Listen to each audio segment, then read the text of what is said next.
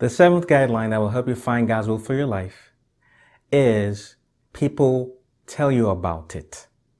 People tell you about it in at least three ways. Number one, they tell you about it indirectly. Number two, they tell you about it positively. And number three, people tell you about it negatively.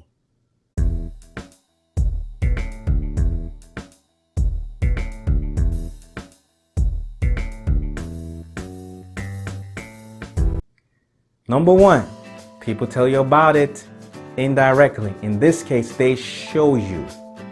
They show you what God has called you to do indirectly. This is what I mean.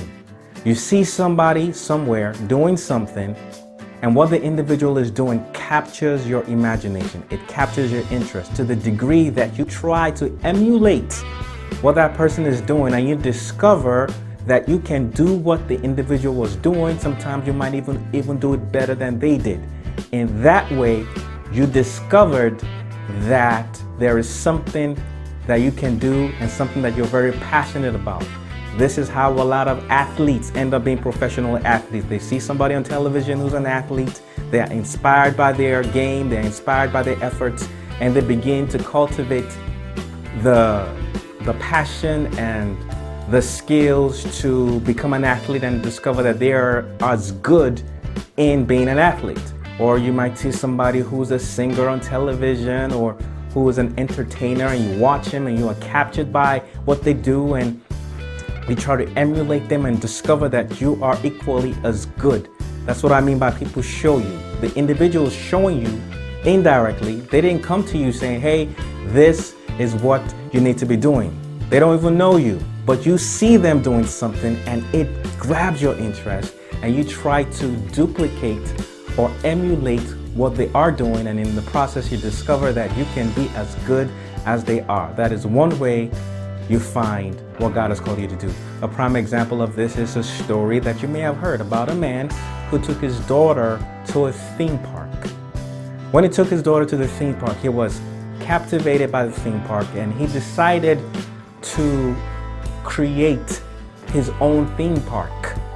The name of the man was Walt Disney.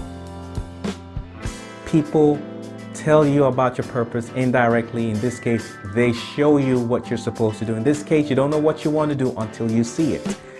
And when you see it by somebody expressing this thing that God has called you to do, then you figure that, oh, you know what?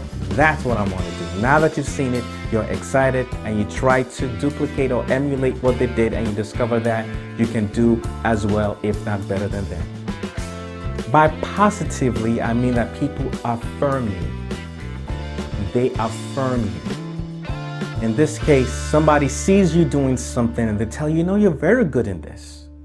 That is a clue that perhaps you are supposed to be doing whatever it is that they saw you doing in a larger scale. Somebody sees you doing something like, you're very good in this, you're a very good writer, you're very good with math, you're very good with computers, you're very good in this and that, whatever that is. That's another way that you find what God has called you to do. When people affirm you, they are positive. They tell you, hey, you're very good in doing X, Y, and Z. The third way people tell you about what you're supposed to do is negatively. This is where people doubt you. This is where somebody tells you you cannot do something. Not only did they tell you that you cannot do something, they tell you specifically you cannot be X, Y, and Z. Sometimes what people tell you that you cannot do is the very thing that God has called you to do. I want to elaborate more on this. I want to really stay on this because this is a very critical information. Consequently, I'm going to elaborate more about this last part of this series next week. Until then, take care and stay blessed.